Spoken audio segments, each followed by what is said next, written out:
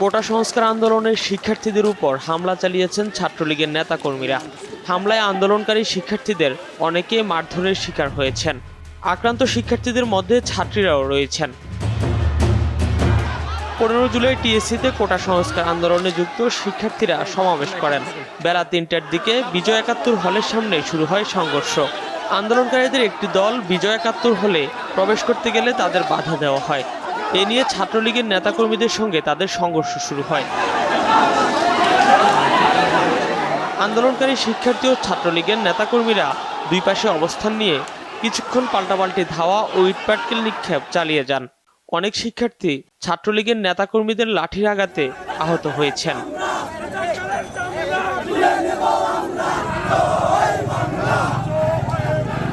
No!